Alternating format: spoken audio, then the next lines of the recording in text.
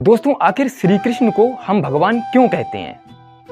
ऐसा नहीं है कि वो भगवान नहीं है, लेकिन दोस्तों क्या है कि ईश्वर जो है, ईश्वर निराकार है, ईश्वर का कोई रूप नहीं है। हम लोग हिंदू धर्म में कई भगवानों को मानते हैं, जैसे कि राम को मानते हैं, श्री कृष्ण को मानते हैं, गौतम बुद्ध हैं, महावीर स्वामी हैं, नानक हैं, विष्णु जी हैं, शिव हैं, गणेश जी हैं, हम सबको भगवान मानते हैं, लेकिन ईश्वर तो एक ही है। तो दोस्तों क्या है, ईश्वर निराकार है जिसने इस सृष्टि को बनाया, लेकिन ईश्वर का जो स्वरूप है वो ज्ञान, शांति और चेतना है। यानी कि ज्ञान, शांति और चेतना की जो संपूर्णता है उसको हम ईश्वर कहते हैं। या फिर यूं कहिए कि जिस व्यक्ति के अंदर ज्ञान, चेतना और शांति अधिक मात्रा में है, वही व्यक्ति ईश्वर के सबसे करीब है।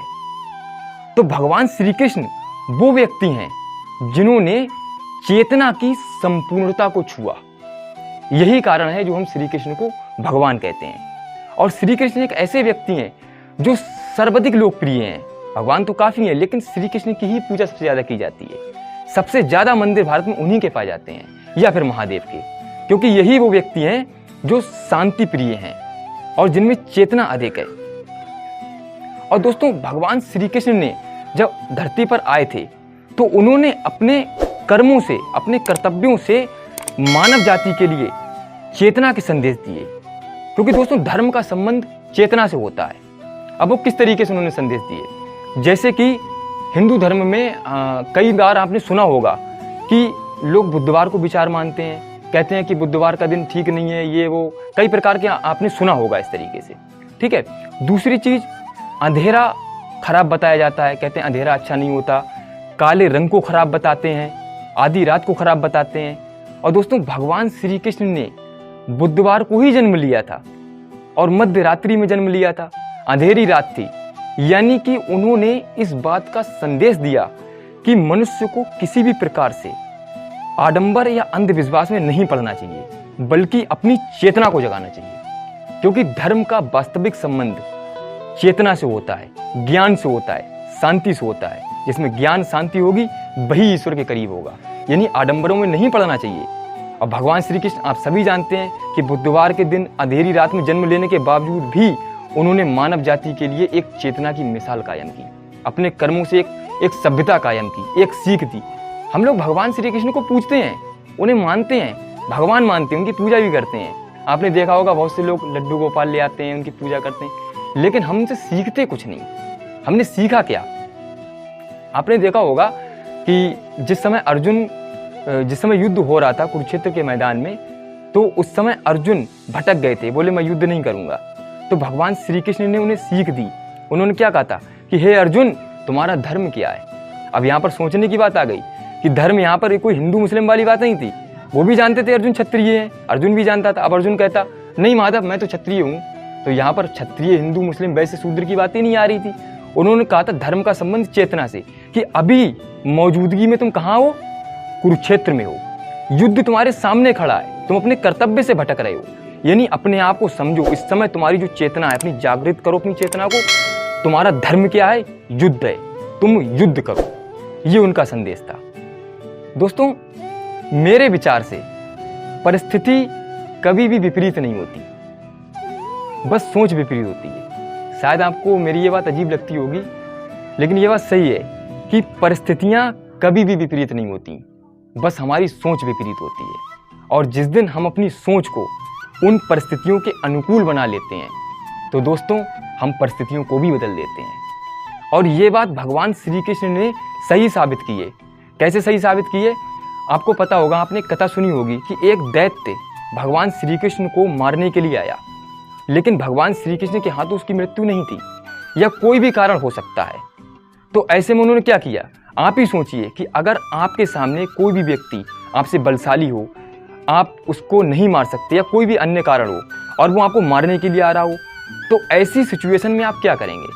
आप जाहिर सी बात है, आप डर जाएंगे, आप सोचने लगेंगे कि आखिर में क्या करना चाहिए। तो उस पर परिस्थिति विपरीत लगेगी आपको। अब देखिए, परिस्थिति विपरीत थी, तो उन्होंने क्या किया? वो वहां से भाग गए और दैत्य उनका पीछा करता हुआ पीछे आया। तो वो एक गुफा में छिप गए, और गुफा में एक ऋषि विश्राम कर रहे थे, सो रहे थे। तो कृष्ण भगवान ने अपना जो पीताम्बर था, यानी जो उन्होंने वस्त्र ओढ़े रखा था, उसको उठाकर उड़ाकर उनको ऋषि को उड़ा दिया। और वो जो दैत्य भगवान श्री कृष्ण का पीछा करते हुए आया, वो श्री कृष्ण के धोखे उन ऋषि के ऊपर झपटा। ऋषि क्रोधित हो गए और क्रोधित होकर उन्होंने उस दैत्य को वहीं भस्म कर दिया। तो दोस्तों प्रॉब्लम सॉल्व हो गई। अब यहाँ पर सोचने वाली बात क्या थी कि हमें लग रहा था कि वो दैत्य श्री कृष्ण को मारने आ रहा था, यानी परिस्थिति विपरीत थी, लेकिन नहीं, परिस्थिति विपरीत थी ही नहीं, क्योंकि गुफा भी पास में ही थी और पीताम्बर वस्त्र भी साथ में ही था। बस सोच विपरीत थी, यानी कि उस वस्त्र को उठाकर ऋषि के ऊपर डालना था और प्रॉब्लम सॉल्व हो गई। यानी परिस्थिति विपरीत नहीं थी, बस सोच विपरीत थी, और जब वो सोच परिस्थिति के अनुकूल बनी तो परिस्थिति भी बदल गई। तो यही भगवान श्री कृष्ण कहना चाहते हैं। हम क्या है ना कि टेंशन ले लेते हैं, सोचने लगते हैं कि अरे परिस्थितियां विपरीत हैं। आप ही सोचिए कि अगर श्री कृष्ण उस समय उलझ जाते कि अरे अब क्या करना चाहिए, अब क्या करना चाहिए, लेकिन उन्होंने ऐसा नहीं, उन्होंने मन शांत किया। हमारा मन जब शांत हो जाता है, विकारों से मुक्त हो जाता है, तो हमारी चेतना जागृत हो जाती है। तब हम स्वयं ही ये निर्णय ले लेते हैं कि हमें क्या करना चाहिए और क्या नहीं करना चाहिए, क्योंकि परिस्थिति हमारे अनुकूल ही होती है, लेकिन सोच विपरीत हो जाती है। क्यों? क्योंकि हमारा मन शांत नहीं होता। तो भगवान यही कहना चाहते हैं कि अपने मन को शांत रखो। ऐसी एक चीज भगवान श्री कृष्ण और भी अपनी उन्होंने कई लीलाओं से कई बार बहुत कुछ लोगों को समझाने का प्रयास किया। जब मामा शल्य युद्ध का समय था, तो मामा शल्य जब आने वाले थे तो दुर्योधन ने उन्हें रोक लिया था। तो अर्जुन प्रतीक्षा कर रहे थे, तो अर्जुन ने युधिष्ठिर से कुछ कहना चाह रहे थे, लेकिन उनकी हिम्मत नहीं हो पा रही थी, वो हिचकिचा रहे थे। तो उन्होंने भगवान श्री कृष्ण से कहा कि माधव, मैं बड़े भैया से कुछ कहना चाहता हूँ, लेकिन मेरी हिम्मत नहीं हो रही है। तो श्री कृष्ण ने कहा कह कर देखो। तो उन्होंने कहा नहीं, मेरी हिम्मत नहीं हो रही है, मैं नहीं कह सकता। तो भगवान श्री कृष्ण ने क्या कहा युधिष्ठिर से कि बड़े भैया? बोले हाँ जी। बोले अर्जुन आपसे कुछ पूछना चाहते हैं। अब अर्जुन चौंके, बोले अरे माधव ये आपने क्या किया? तो यहाँ पर सीख क्या थी कि वो ये चाहते थे कि अर्जुन मुझ पर निर्भर ना रहे। वो यही कहना चाहते हैं, हम लोग निर्भर हो जाते हैं, हमें निर्भर नहीं होना चाहिए। तो आखिरकार फिर उन्होंने अपनी बात युधिष्ठिर से कही दी और उनका डर खत्म हो गया। तो हम लोग डर की वजह से अपनी बात नहीं कह पाते, डर जाते हैं, तो हमें निर्भर नहीं होना चाहिए। तो उन्होंने अपने भगवान श्री कृष्ण ने अपने संपूर्ण जीवन काल में बहुत सी ऐसी लीलाएं दिखाई। मैंने इस वीडियो के डिस्क्रिप्शन में दोस्तों पिछली साल जन्माष्टमी की वीडियो डाल रखी है, जिसमें भगवान श्री कृष्ण ने अपनी लीलाओं के माध्यम से लोगों को सीख दी। जैसे कि सुदामा से मित्रता की, हम लोग हैसियत देख के मित्रता करते हैं। वो राजा थे, सुदामा की उनके नौकर बनने की भी हैसियत नहीं थी, लेकिन फिर भी उन्होंने गले लगाया, चरण तक धोए, यानी मित्रता की मिसाल कायम की। दुर्योधन के घर पे पकवान नहीं खाए उन्होंने, मेवा थी, पकवान 56 प्रकार के थे, लेकिन उन्होंने साग खाया विदुर के घर पे। क्यों? वो भी देखते कि अरे नहीं हम पकवान खाएंगे, अमीरी गरीबी का भेद भुला दिया उन्होंने। क्यों बुलाया? हमारे लिए सीख दी उन्होंने, अपनी चेतना जगाकर सीख दी कि हमें हमेशा जागृत रहना चाहिए, किसी प्रकार से भटकना नहीं चाहिए। तो दोस्तों मैं आप लोगों से यही कहना चाहूंगा, मैं भगवान श्री कृष्ण का बहुत बड़ा फैन हूँ।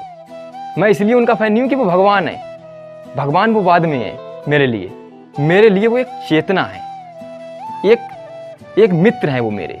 मैं जब भी अकेले होता हूँ तो मैं उन्हीं के बारे में सोचता हूँ, अपनी चेतना को जागृत करने का प्रयास करता हूँ। मेरे यूट्यूब चैनल का नाम ज्ञान की चर्चा है, आप सभी लोग जानते हैं, लेकिन मैं कोई ज्ञानी नहीं हूँ। आप में से जितने भी लोग वीडियो देख रहे हैं, आप बड़े हैं, ज्ञानी हैं, मैं आप लोगों के सामने कुछ भी नहीं हूँ, लेकिन फिर भी चला रहा हूँ ज्ञान की चर्चा। कारण क्या है? क्योंकि मैं उस मन को शांत करके उस चेतना को जगाने का प्रयास कर रहा हूँ। क्योंकि दोस्तों सुख और शांति का संबंध पैसे से नहीं होता। यदि शांति का संबंध पैसे से होता, हम लोगों की एक धारणा होती है, हम लोग गरीब है ना, तो हमें लगता है कि पैसा होगा तो हम सुखी होंगे। दोस्तों जिन लोगों के पास पैसा है वो नींद की गोलियां खाकर सोते हैं। हमें लगता है कि हमारे पास ये नहीं है, क्योंकि मनुष्य की एक साइकोलॉजी होती है कि वो हमेशा उसी चीज के बारे में सोचता है जो चीज उसके पास नहीं है, और जब वो चीज उसके पास आ जाती है तो फिर वो भूल जाता है उसको, फिर दूसरे के बारे में सोचने लगता है।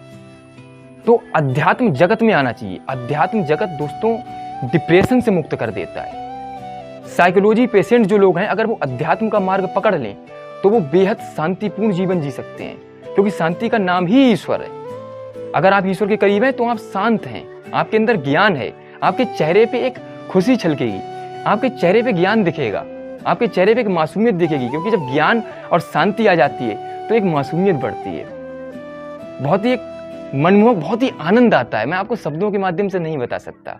तो इसलिए दोस्तों, भगवान श्री कृष्ण से सीखने का प्रयास कीजिए। और भगवान श्री कृष्ण ही नहीं, भगवान राम, गौतम बुद्ध, नानक, रैदास, ये जितने भी संत रहे, कबीर थे, साईं थे, इन सब लोगों को सुनो, इनको पढ़ो, क्योंकि इन सभी लोगों ने अपने मन को शून्य कर दिया और अपनी चेतना जगा ली, और ये सभी लोग भगवान बन गए या भगवान के करीब पहुंच गए। भगवान तो निराकार है, वो तो दिखता ही नहीं, लेकिन जिसमें ज्ञान ज़्यादा है, चेतना जगी हुई है, वही भगवान है। आप लोगों को मेरी बात थोड़ी अजीब जरूर लगती होगी। दूसरी चीज़ दोस्तों, मैं आपको अपने शब्दों में एक बात और बताना चाहूँगा कि जीवन कभी भी भावनात्मक रूप से नहीं जीना चाहिए मेरे अनुसार, क्योंकि भावनात्मक रूप से जिया हुआ जीवन सदैव दुख प्रदान करता है। जीवन हमेशा चैतन्य के साथ जीना चाहिए, क्योंकि भावना हमेशा हमें विकारों से घेरे रखती है, मोह में बांधे रखती है, लोभ क्रोध में बांधे रखती है। हम भावनात्मक हो जाते हैं, तभी हम दुखी हो जाते हैं। लेकिन हमें चैतन्यता के साथ जीना चाहिए, जागरूकता के साथ जीना चाहिए। परिस्थिति विपरीत होती ही नहीं है, बस जब हम मन को शांत करेंगे और आसपास देखेंगे तो माहौल हमारे अनुसार ही होगा और हम उस समस्या का समाधान कर सकते हैं। तो दोस्तों, वीडियो को ज़्यादा लंबी नहीं करूँगा, आज के लिए इतना ही काफ़ी है। आप लोग डिस्क्रिप्शन में उस वीडियो को देखिए जहाँ पे राधा कृष्ण के बारे में बताया है, सुदामा के बारे में बताया है। उन्होंने राधा से प्रेम किया, मानव जाति के लिए संदेश दिया कि नॉर्मल हम प्रेम संबंध बनाते हैं तो हमारे मन में वासना जागृत हो जाती है, हम गलत दृष्टि डालते हैं स्त्री पे। जबकि उन्होंने राधा से प्रेम किया तो उन्होंने राधा पर किसी प्रकार से गलत दृष्टि नहीं डाली। उन्होंने मानव जाति को ये संदेश दिया कि प्रेम हमेशा सच्चा होना चाहिए, पाने की अभिलाषा नहीं होनी चाहिए। राधा से उनका विवाह नहीं हुआ था, तो उन्होंने ये कहा प्रेम करो लेकिन पाने की इच्छा मत रखो, चेतना जागृत रखो, मित्रता निभाओ और एक अच्छा जीवन जियो। तो दोस्तों, आप लोगों से यही कहना चाहूँगा, जन्माष्टमी की आप सभी को बहुत बहुत शुभकामनाएं। जन्माष्टमी आ रही है, आप लोग श्री कृष्ण की पूजा कीजिए और साथ ही गीता जरूर पढ़िए, क्योंकि दोस्तों गीता के बारे में अगर मैं बात करूँ तो गीता में बहुत कुछ है। मैं आपको सिर्फ एक श्लोक के माध्यम से बताना चाहूँगा कि भगवान श्री कृष्ण ने अर्जुन से कहा था, गीता के एक श्लोक है, हतो वा प्राप्यसि स्वर्गम जित्वा वा भोज्यसे महिम तस्मात् उत्तिष्ठ कौन्ते युद्धाय कृत निश्चया। यानी कि उन्होंने कहा था, अर्जुन यदि तुम युद्ध करते हो, युद्ध में यदि तुम जीत जाते हो, विजय प्राप्त होती है, तो तुम धरती का सुख भोगोगे, राजा बनोगे, संसार का सुख भोगोगे। और यदि तुम मृत्यु को प्राप्त हो जाते हो, मर जाते हो, तो तुम स्वर्ग का सुख भोगोगे। यानी कि तुम्हारा दोनों तरफ से लाभ है, तुम्हारी जीत में भी तुम्हारा फायदा है, हार में भी फायदा है। इसलिए तुम जीत हार की मत सोचो, तुम केवल युद्ध करो। तो इस श्लोक का अगर मैं अपने शब्दों में आप लोगों से अर्थ बताऊं तो मेरी नज़र में इसका अर्थ यही है कि हम सभी लोग अपने जीवन क्षेत्र में युद्ध कर रहे हैं, लड़ रहे हैं, लेखपाल की तैयारी कर रहे हैं, पुलिस की तैयारी कर रहे हैं, इंजीनियर बनने का। तो हम लोग, बहुत से लोग पास हो जाते हैं, फेल हो जाते हैं, तो हम टेंशन ले लेते हैं कि हम फेल हो गए। नहीं दोस्तों, अगर हम पास हो जाते हैं तो हमें क्या मिलता है? धन, पद, प्रतिष्ठा, यश, कीर्ति, मान, सम्मान, सब कुछ मिलता है। लेकिन हम फेल हो जाते हैं तो हम निराश होते हैं। लेकिन नहीं, वहाँ भी हमें कुछ मिलता है, वहाँ हमें मिलता है अनुभव, हमें सीख मिलती है, उन पुस्तकों का ज्ञान मिलता है, अपने पराये का ज्ञान मिलता है। लोग हमें ताने देते हैं, इग्नोर करते हैं, हमें अपने पराये का ज्ञान होता है कि देखो सफलता में ये हमारे साथ थे, आज इनसे दूर हो गए। हमें परख हो जाती है, सफलता असफलता दोनों ही फायदेमंद है। ये एक श्लोक के माध्यम से श्री कृष्ण ने समझाया है। बाकी दोस्तों 700 श्लोक है गीता में, यानी कि भगवान श्री कृष्ण स्वयं में ही ज्ञान का भंडार है। आप सीखने का प्रयास कीजिए। और दोस्तों, आज के लिए इतना ही काफ़ी है, फिर जल्दी ही मिलेंगे, एक नई वीडियो के साथ मिलेंगे। बस आप लोग हमारे ज्ञान की चर्चा चैनल से जुड़े रहिए, ठीक है? तब तक के लिए धन्यवाद। जय श्री कृष्ण।